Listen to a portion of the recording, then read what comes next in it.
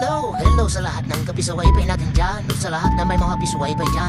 May ipapakita nga pala ko sa inyo itong nabili kong antina dito sa TikTok. Ito ay antina na ginagamit ko dito sa piso wifi ko upang mapalawak at mapalayo ang range ng aking piso wifi. Dahil itong antina umaabot ng 300 hanggang 500 meters yung range ng signal na inaabot nito. Dahil yung antina ko dati umaabot lang ng 100 hanggang 150 meters ang lawak ng signal ng piso wifi ko. Kasi marami nang nagreklamo na mga client ko sa piso wifi dahil hindi daw maabot sa kanilang bahay yung signal, lalo na kung masamang panahon hindi sila makalabas, kaya hindi sila makapag-piso wifi, hindi sila makapag-internet.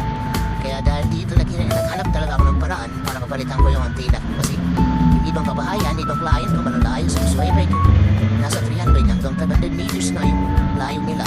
Nahihirapan sila mag-internet kasi walang signal dun sa pinaglagyan ng bindo ko, hindi sila makapag-load. Kaya naghanap ako ng paraan anong magandang antenna na ilagay ko. Ito yung nakita ko at sinadjust ng ibang piso wifi user na ganitong klase ng antenna daw.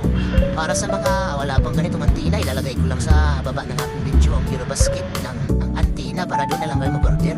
Basahin nyo lang itong manual na to para dito kayo magkaroon ng guide kung paano ito i-config at para magamit nyo sa susunod na video. Papakita ko sa inyo. Paalam!